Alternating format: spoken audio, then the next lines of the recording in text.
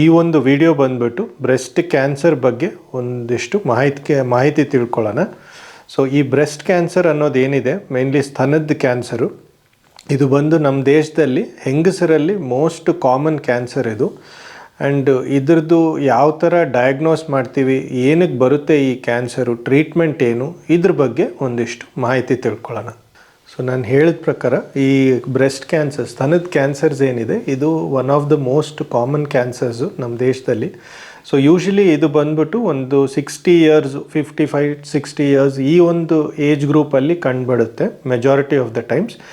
But last ಒಂದು 10-20 ಇಯರ್ಸಲ್ಲಿ ಏನಾಗಿದೆ, ಇದು ಅನ್ಫಾರ್ಚುನೇಟ್ಲಿ ಯಂಗರ್ ಫೀಮೇಲ್ಸ್, ಅಂದರೆ ವಯಸ್ಸಲ್ಲಿ ಸ್ವಲ್ಪ ಅರೌಂಡ್ 35-40 ಇಯರ್ಸ್ ಈ ಒಂದು ಏಜ್ ಗ್ರೂಪ್ನಲ್ಲಿನೂ ಸ್ವಲ್ಪ ಹೆಚ್ಚಿಗೆ ಆಗಿ ಕಂಡು ಬರ್ತಾ ಇದೆ ಈ ನಡುವೆ.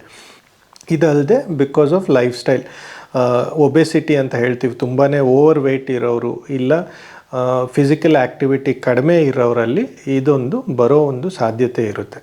ಆ್ಯಂಡ್ ಇನ್ನೊಂದು ಬಂದ್ಬಿಟ್ಟು ಜೆನೆಟಿಕ್ ರಿಸ್ಕ್ ಬಂದು ಒಂದು 10% ಜನರಲ್ಲಿ ಈ ಒಂದು ಜೆನೆಟಿಕ್ ರಿಸ್ಕಿಂದ ಬರ್ಬೋದು. ಬಟ್ ಮೆಜಾರಿಟಿ ಆಫ್ ದ ಕ್ಯಾನ್ಸರ್ಸಲ್ಲಿ ಜೆನೆಟಿಕ್ ರಿಸ್ಕ್ ಅನ್ನೋದು ಏನಿದೆ ಅದು ಕಂಡು ಬರಲ್ಲ.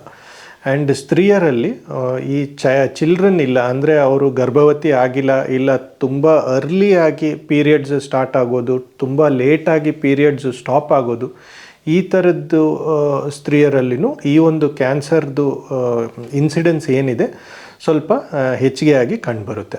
ಸೊ ಈ ಕ್ಯಾನ್ಸರ್ಸ್ನ ಡಿಟೆಕ್ಟ್ ಮಾಡೋದಕ್ಕೆ ಮೇನ್ಲಿ ಏನಂದರೆ ಒಂದು ಅವೇರ್ನೆಸ್ ಬೇಕು. ಅಂದರೆ ಸ್ತ್ರೀಯರಲ್ಲಿ ಇದ್ರದ್ದು ಲಕ್ಷಣಗಳು ಏನು ಇದು ಒಂದು ಗೊತ್ತಿದ್ದರೆ ಅವರಾಗಿ ಸೆಲ್ಫ್ ಎಕ್ಸಾಮಿನ್ ಮಾಡ್ಕೊಳ್ಬೋದು.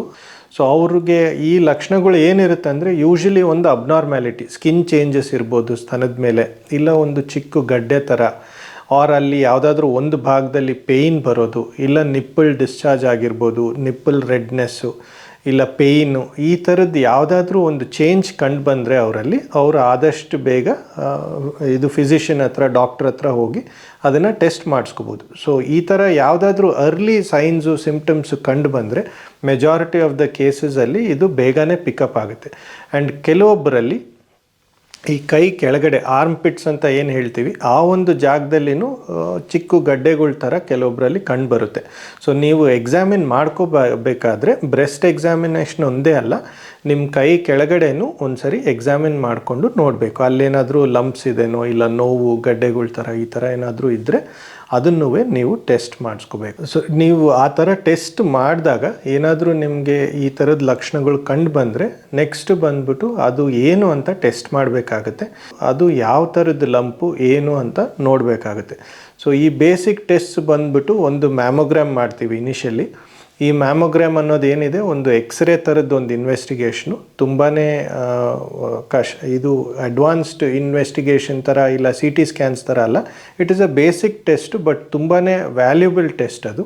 ಸೊ ಈಸಿಯಾಗಿ ಮಾಡಿಸ್ಬೋದು ಆ ಟೆಸ್ಟ್ನ. ಸೊ ಅದರಲ್ಲಿ ಏನಾದರೂ ಸಸ್ಪಿಷನ್ ಇತ್ತು, ಅದು ಕ್ಯಾನ್ಸರ್ ಗಡ್ಡೆ ಆಗಿರ್ಬೋದು ಅನ್ನೋದು ಏನಾದರೂ ಡೌಟ್ಫುಲ್ ಥರ ಇದ್ದರೆ ಅದರಲ್ಲಿ ಅದನ್ನು ನೆಕ್ಸ್ಟು ಹೋಗ್ಬಿಟ್ಟು ಒಂದು ಚಿಕ್ಕ ಬಯೋಪ್ಸಿ ಮಾಡಿ ಅದು ಕ್ಯಾನ್ಸರ್ ಹೌದು ಅಲ್ವೋ ಅನ್ನೋದನ್ನು ನಾವು ಟೆಸ್ಟ್ ಮಾಡಿ ನೋಡ್ತೇವೆ. ಸೊ ಬ್ರೆಸ್ಟ್ ಕ್ಯಾನ್ಸರ್, ಈ ಸ್ತನದ ಕ್ಯಾನ್ಸರ್ದು ಮೇನ್ಲಿ ಟ್ರೀಟ್ಮೆಂಟ್ ಏನಿದೆ, it depends on the stage. And ಅದಲ್ಲದೆ ಬಯೋಪ್ಸಿ ಮಾಡಿ ಅದರದ್ದೊಂದು ಪೀಸ್ ಟೆಸ್ಟ್ ಮಾಡಿದವಾಗ ಈ ಬ್ರೆಸ್ಟ್ ಕ್ಯಾನ್ಸರ್ಸಲ್ಲಿ ಹಲವಾರು ಟೈಪ್ಸ್ ಇದ್ದಾವೆ. ಕೆಲವೊಂದು ಬಂದ್ಬಿಟ್ಟು ಹಾರ್ಮೋನ್ ಪಾಸಿಟಿವ್ ಅಂತ ಹೇಳ್ತೀವಿ, ಇನ್ನೊಂದು ವೆರೈಟಿ ಬಂದು HER2 ಪಾಸಿಟಿವ್ ಅಂತ ಇದೆ, ಇನ್ನೊಂದರಲ್ಲಿ ಇವೆಲ್ಲನೂ ಮಾರ್ಕರ್ಸ್ ಏನು ನೋಡ್ತೀವಿ ಅದೆಲ್ಲ ನೆಗೆಟಿವ್ ಬರುತ್ತೆ, ಅದು ಬಂದ್ಬಿಟ್ಟು ಒಂದು ಟ್ರಿಪಲ್ ನೆಗೆಟಿವ್ ಅಂತ ಒಂದು type.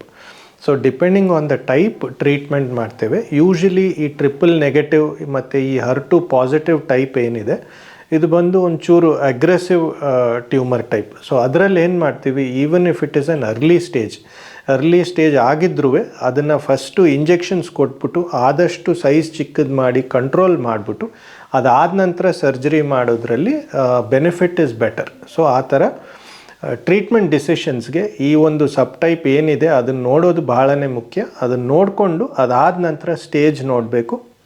And based on this treatment ಏನಿದೆ ಅದನ್ನು ನೋಡ್ತೇವೆ. ಸೊ ಬೇಸಿಕ್ಕಾಗಿ ಒಂದಿಷ್ಟು ಟ್ರೀಟ್ಮೆಂಟ್ ಬಗ್ಗೆ ನಿಮಗೆ ಒಂದಿಷ್ಟು ಪಾಯಿಂಟ್ಸ್ ಹೇಳ್ತೀನಿ. ಸೊ ಟ್ರೀಟ್ಮೆಂಟ್ ಬಂದ್ಬಿಟ್ಟು ನಾನು ಹೇಳ್ದಂಗೆ it depends on the stage and type.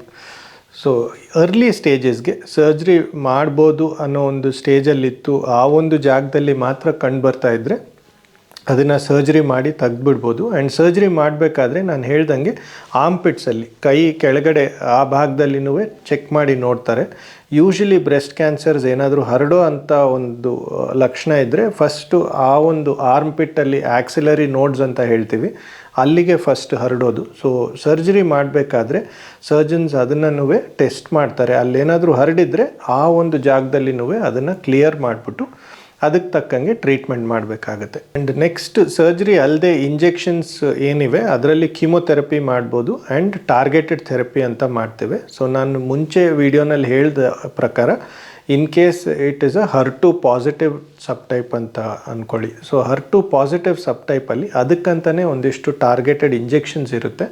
So ಅದನ್ನು ನಾವು ಕೀಮೊಥೆರಪಿ ಜೊತೆಯಲ್ಲಿ ಕೊಟ್ಟು ಅದು ಆದ ನಂತರ ಕೆಲವೊಬ್ಬರಿಗೆ ಸರ್ಜರಿ ಮಾಡ್ತೇವೆ. ಅದಾದ ನಂತರ ಇನ್ ಕೇಸ್ ಈ ಆಕ್ಸಿಲರಿ ನೋಡ್ಸು ಈ ಕೈ ಕೆಳಗಡೆ ಇರೋ ನೋಡ್ಸಲ್ಲಿ ಏನಾದರೂ ಸ್ಪ್ರೆಡ್ ಆಗಿತ್ತು, ಇಲ್ಲ ಸೈಜ್ ವತಿಯಿಂದ ಕ್ಯಾನ್ಸರ್ ದೊಡ್ಡದಾಗಿತ್ತು, ಆರ್ ಬ್ರೆಸ್ಟ್ ಕನ್ಸರ್ವೇಷನ್ ಸರ್ಜರಿ ಮಾಡಿದ್ದಾರೆ, ಈ ಒಂದಿಷ್ಟು ಸಿನಾರಿಯೋಸಲ್ಲಿ ರೇಡಿಯೇಷನ್ ಟ್ರೀಟ್ಮೆಂಟು ಬೇಕಾಗುತ್ತೆ ಅವ್ರಿಗೆ. ಸೊ ಇದು ಏನಿದೆ ಇದು ಬಂದ್ಬಿಟ್ಟು ಬ್ರೀಫಾಗಿ ಬ್ರೆಸ್ಟ್ ಕ್ಯಾನ್ಸರ್ಸ್ದು ಒಂದು ಟ್ರೀಟ್ಮೆಂಟ್. ಸೊ ಇದೆಲ್ಲ ಆಗಿ ಒಂದು ಕ್ಯೂರೇಟಿವ್ ಇದರಲ್ಲಿ ಟ್ರೀಟ್ ಮಾಡಿದ್ದೇವೆ, ಎಲ್ಲ ಕ್ಯೂರ್ ಆಗೋಗಿದೆ ಅಂದರೆ ಈ ಹಾರ್ಮೋನ್ ಪಾಸಿಟಿವ್ ಟ್ಯೂಮರ್ಸ್ ಅಂತ ಏನು ಹೇಳಿದೆ ಅವರಲ್ಲಿ ಟ್ಯಾಬ್ಲೆಟ್ಸ್ ಹಾಕ್ಕೊಡ್ತೇವೆ. ಸೊ ಒಂದಿಷ್ಟು ವರ್ಷ ಅವರು ಆ ಟ್ಯಾಬ್ಲೆಟ್ಸ್ನ ತೊಗೋಬೇಕಾಗತ್ತೆ. ಅದು ನಿಮ್ಮ ಡಾಕ್ಟರ್ ನಿಮಗೆ ಕ್ಲಿಯರಾಗಿ ಎಕ್ಸ್ಪ್ಲೇನ್ ಮಾಡ್ತಾರೆ. ಆ್ಯಂಡ್ ತೊಗೊಳ್ಳೋದ್ರಿಂದ ಅಡ್ವಾಂಟೇಜ್ ಏನಂದರೆ ಅದು ಪುನಃ ಬರಲಾರ್ದಂಗೆ ಇರುತ್ತೆ. ಸೊ ರೆಕರೆನ್ಸಸ್ ಏನಿದೆ ಅದು ಆದಷ್ಟು ಮಿನಿಮೈಸ್ ಮಾಡ್ಬೋದು. ಆ್ಯಂಡ್ ಅದೇ ರೀತಿಯಲ್ಲಿ ಈ HER2 ಪಾಸಿಟಿವ್ ಏನಿದೆ ಕೀಮೊಥೆರಪಿ ಅದೆಲ್ಲ ಆದ ನಂತರ ಒಂದಿಷ್ಟು ತಿಂಗಳು ಇಲ್ಲ ಒಂದಿಷ್ಟು ಸೈಕಲ್ಸ್ ಅಂತ ಆ HER2 ಮೆಡಿಸಿನ್ ಏನಿದೆ ಅದನ್ನೂ ನೀವು ತೊಗೋಬೇಕಾಗುತ್ತೆ. ಸೊ ಅದು ತೊಗೊಳ್ಳೋದ್ರಿಂದ ಈ ಒಂದು ರೆಕರೆನ್ಸಸ್ ಏನಿದೆ ಅದೆಲ್ಲ ಆದಷ್ಟು ಮಿನಿಮೈಸ್ ಮಾಡೋದಕ್ಕಾಗುತ್ತೆ. ಆ್ಯಂಡ್ ಈ ಬ್ರೆಸ್ಟ್ ಕ್ಯಾನ್ಸರ್ಸ್ ಸ್ತನದ ಕ್ಯಾನ್ಸರ್ಸ್ ಇರೋ ಪೇಷಂಟ್ಸ್ನಲ್ಲೂ ಎಲ್ಲರಲ್ಲೂ ನಾವು ಈ ಜೆನೆಟಿಕ್ ಟೆಸ್ಟ್ ಅಂತ ಒಂದು ಮಾಡ್ತೀವಿ. ಸೊ ನಾನು ಹೇಳಿದ ಪ್ರಕಾರ ಜೆನೆಟಿಕ್ ರಿಸ್ಕ್ ಬಂದು ಒಂದು 10% ಪೇಷಂಟ್ಸಲ್ಲಿ ಇರುತ್ತೆ. ಬಟ್ ಆ ಒಂದು 10% ಪೇಷಂಟ್ಸಲ್ಲಿ ಇದು ಯಾವ ಥರದ್ದು ಜೆನೆಟಿಕ್ ರಿಸ್ಕ್ ಇದೆ ಅಂತ ನೋಡ್ತೀವಿ. ಸೊ ಒಂದಿಷ್ಟು ಟೈಪ್ಸ್ ಆಫ್ ಜೆನೆಟಿಕ್ ಮ್ಯೂಟೇಷನ್ಸ್ ಏನಿದೆ ಅದಕ್ಕೆ ತಕ್ಕಂಗೆ ಟ್ಯಾಬ್ಲೆಟ್ಸ್ ಹಾಕ್ಬೋದು ಅವ್ರಿಗೆ. ಇದಿಷ್ಟು ಬಂದ್ಬಿಟ್ಟು ಡಿಫ್ರೆಂಟ್ ಮೊಡ್ಯಾಲಿಟೀಸ್ ಆಫ್ ಟ್ರೀಟ್ಮೆಂಟು ನಾನು ಹೇಳಿರೋದು ನಿಮಗೆ. ಬಟ್ ಮೋಸ್ಟ್ ಇಂಪಾರ್ಟೆಂಟ್ ಇಸ್ ಆದಷ್ಟು ಮಟ್ಟಿಗೆ ಪ್ರಿವೆಂಟ್ ಮಾಡೋದು. ಟ್ರೀಟ್ ಮಾಡೋದು it is an option, but ಹೇಳೋ ಪ್ರಕಾರ prevention is always better than a cure. So prevent ಮಾಡೋದು ಹೇಗಂದರೆ ಒಂದು ನಿಮಗೆ ಅವೇರ್ನೆಸ್ ಇರಬೇಕು. ನಿಮಗೆ ಆದಷ್ಟು ಬೇಗ ಈ ಥರದ್ದು ಏನಾದರೂ ಕಾಣಿಸ್ಕೊಂಡ್ರೆ ನಿರ್ಲಕ್ಷ್ಯ ಮಾಡಬೇಡಿ. ಆದಷ್ಟು ಬೇಗ ಒಂದು ಡಾಕ್ಟರ್ಸ್ ಹತ್ರ ಹೋಗಿ ಟೆಸ್ಟ್ ಮಾಡಿಸ್ಕೊಂಡ್ಬಿಟ್ಟು ಅದು ಏನಂತ ಕನ್ಫರ್ಮ್ ಮಾಡ್ಕೊಳ್ಳೋದು it is always better. And ಅದಲ್ಲದೆ ಸ್ಕ್ರೀನಿಂಗ್ ಮೊಡ್ಯಾಲಿಟೀಸ್ ಅಂತ ಒಂದಿಷ್ಟಿದ್ದಾವೆ. ಸ್ಕ್ರೀನಿಂಗ್ ಮೊಡ್ಯಾಲಿಟೀಸ್ ಏನಂದರೆ ನಾರ್ಮಲ್ ಇಂಡಿವಿಜುವಲ್ಸ್, ಅಂದರೆ ನಿಮಗೆ ಯಾವುದೇ ಥರದ್ದು ಏನೂ ಲಕ್ಷಣಗಳಿಲ್ಲ ಆ್ಯಂಡ್ ಬ್ರೆಸ್ಟ್ ಹೆಲ್ತ್ ಏನಿದೆ ಅದೆಲ್ಲ it is all perfectly normal. ಆ ಥರದ್ದು ಇಂಡಿವಿಜುವಲ್ಸ್ಗೆ ಏಜ್ ಬೇಸ್ಡ್ ಸ್ಕ್ರೀನಿಂಗ್ ಅಂತ ಒಂದಿರುತ್ತೆ. ಸೊ ಇನ್ ಕೇಸ್ ನಿಮಗೆ ಫ್ಯಾಮ್ಲೀಸಲ್ಲಿ ಏನೂ ರಿಸ್ಕ್ ಇಲ್ಲ ಅಂದರೆ ನಿಮ್ಮ ಸಿಸ್ಟರ್ಸ್ ಆಗಿರ್ಬೋದು, ಇಲ್ಲ ತಾಯಿ, ನಿಮ್ಮ ಅತ್ತೆ, ಇಲ್ಲ ಚಿಕ್ಕಮ್ಮ, ದೊಡ್ಡಮ್ಮ, ಈ ಥರದ್ದು ನಿಮ್ಮ ಫ್ಯಾಮ್ಲಿ ಕ್ಲೋಸ್ ರಿಲೇಟಿವ್ಸಲ್ಲಿ ಯಾವುದೇ ಥರದ್ದು ಬ್ರೆಸ್ಟ್ ಕ್ಯಾನ್ಸರ್ ರಿಸ್ಕ್ ಇಲ್ಲ ಅಂತಂದರೆ ಆ ಥರದ್ದು ಸ್ತ್ರೀಯರಿಗೆ ಒಂದು 40 ಇಯರ್ಸ್ ಮೇಲೆ ನೀವು ಒಂದು ಸಿಂಪಲ್ ಮ್ಯಾಮೋಗ್ರಾಮ್ ಮಾಡಿಸೋದು ವಾಸಿ. So mammogram is a simple investigation, ಒಂದು ಡಿಜಿಟಲ್ ಎಕ್ಸ್ರೇ ಅನ್ನೋ ಥರದ್ದು ಒಂದು ಇನ್ವೆಸ್ಟಿಗೇಷನ್ ಅದು. ಅದರಲ್ಲಿ ಆದಷ್ಟು ಮಟ್ಟಿಗೆ ಅರ್ಲಿ ಈ ಲೀಷನ್ಸ್, ಈ ಬ್ರೆಸ್ಟ್ದು ಏನಾದರೂ ಅರ್ಲಿ ಕ್ಯಾನ್ಸರ್ ಲೀಷನ್ಸು ಆ ಥರದ್ದು ಏನಾದರೂ ಇದ್ದರೆ ಮೆಜಾರಿಟಿ ಆಫ್ ದ ಕೇಸಸಲ್ಲಿ ಪಿಕ್ ಆಗುತ್ತೆ. ಸೊ ಅದು ಒಂದು ಸ್ಕ್ರೀನಿಂಗ್ ಮೊಡ್ಯಾಲಿಟಿ. ಇನ್ ಕೇಸ್ ಯಾರೆಲ್ಲಾದರೂ ಈ ಕ್ಲೋಸ್ ರಿಲೇಟಿವ್ಸಲ್ಲಿ ಬ್ರೆಸ್ಟ್ ಕ್ಯಾನ್ಸರ್ ರಿಸ್ಕ್ ಇತ್ತು ಅಂತ ಅಂದರೆ ಅವ್ರಿಗೆ ಯಾವ ಏಜಲ್ಲಿ ಬಂದಿದೆ ಅದನ್ನು ನೋಡಬೇಕಾಗುತ್ತೆ. ಬೇಸ್ಡ್ ಆನ್ ದಟ್ ಒಂದು 10 ಇಯರ್ಸ್ ಮುಂಚಿತವಾಗಿ ಇವರು ರಿಲೇಟಿವ್ಸಲ್ಲಿ ನೀವು ಅದನ್ನು ಟೆಸ್ಟ್ ಮಾಡಿಸ್ಬೇಕು. ಫಾರ್ ಎಕ್ಸಾಂಪಲ್ ಕ್ಲೋಸ್ ರಿಲೇಟಿವಲ್ಲಿ ಒಂದು 40 ಇಯರ್ಸಲ್ಲಿ ಬ್ರೆಸ್ಟ್ ಕ್ಯಾನ್ಸರ್ ಯಾರಿಗಾದರೂ ಇತ್ತು ಅಂದರೆ ನೀವು ಒಂದು 28-30 ಇಯರ್ಸಲ್ಲಿ ನಿಮ್ಮ ಸ್ಕ್ರೀನಿಂಗ್ನ ಸ್ಟಾರ್ಟ್ ಮಾಡ್ಕೋಬೇಕಾಗುತ್ತೆ. ಸೊ ಇದು ಬಂದ್ಬಿಟ್ಟು ಬೇಸಿಕ್ ಒಂದು ಸ್ಕ್ರೀನಿಂಗ್ ಮೊಡ್ಯಾಲಿಟಿ ಬ್ರೆಸ್ಟ್ ಕ್ಯಾನ್ಸರ್ಗೆ. ಸೊ ಇದನ್ನು ಫಾಲೋ ಮಾಡಿದರೆ ಆದಷ್ಟು ಮಟ್ಟಿಗೆ ಇನ್ ಕೇಸ್ ಏನಾದರೂ ಇದ್ರೂ ಅರ್ಲಿಯೆಸ್ಟ್ ಆಗಿ ಪಿಕ್ ಆಗುತ್ತೆ and it can be very easily cured.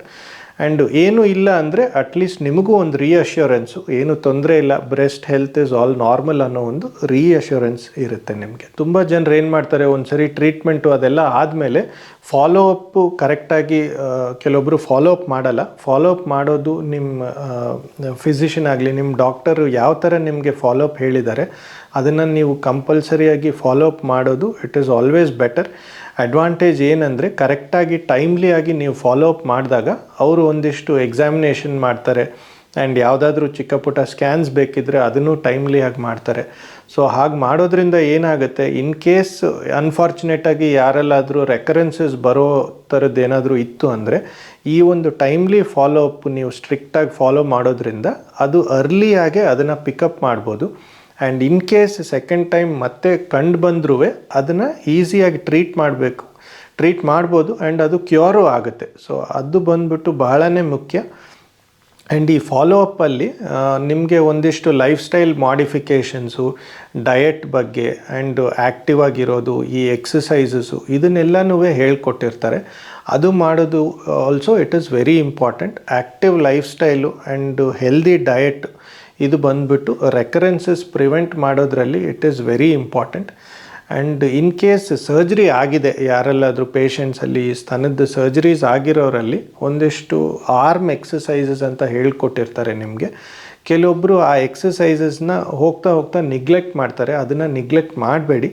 ಆದಷ್ಟುವರೆಗೆ ನೀವು ಆ ಎಕ್ಸಸೈಸಸ್ ಮಾಡಿದರೆ ನಿಮಗೆ ಯಾವುದೇ ಥರದ್ದು ಕಾಂಪ್ಲಿಕೇಶನ್ಸ್ ಬರಲ್ಲ. ಆ ಒಂದು ಸರ್ಜಿಕಲ್ ಸೈಡ್ ಆಗಲಿ ಇಲ್ಲ ಆ ಕಡೆ ಕೈಯಲ್ಲಾದರೂ ಏನೂ ಯಾವುದೇ ಥರದ್ದು ಕಾಂಪ್ಲಿಕೇಶನ್ಸ್ ಒಂದು ಕಾಣಿಸ್ಕೊಳ್ಳಲ್ಲ. ಕೇಸ್ ಯಾರೆಲ್ಲಾದರೂ ಈ ಕ್ಯಾನ್ಸರ್ ಆಲ್ರೆಡಿ ಬಂದಿದ್ರೂ ಅದು ಮತ್ತೆ ಬರೋವಂಥ ಒಂದು ಚಾನ್ಸಸ್ಸು ಬಹಳಷ್ಟು ಕಡಿಮೆ ಇರುತ್ತೆ. ಸೊ ಅದನ್ನೊಂದು ನಿರ್ಲಕ್ಷ್ಯ ಇಲ್ಲದೆ ನೀವು ಕರೆಕ್ಟಾಗಿ ಫಾಲೋ ಮಾಡಿ. ಸೊ ಫಾಲೋ ಮಾಡಿದ್ರೆ you will have a very healthy lifestyle. And incidence of cancer ಒಂದೇ ಅಲ್ಲ, ಭಾಳಷ್ಟು ಡಿಸೀಸಸ್ದು ಇನ್ಸಿಡೆನ್ಸ್ ತುಂಬಾ ಕಡಿಮೆ ಆಗೋಗುತ್ತೆ. ಸೊ ಇದು ಒಂದು ನಿಮಗೆ ಅವೇರ್ನೆಸ್ ವಿಡಿಯೋ ಅಲ್ಲಿ ಭಾಳ ಒಂದು ಇಂಪಾರ್ಟೆಂಟ್ ಪಾಯಿಂಟ್ ಅಂತ ಹೇಳ್ಬೋದು.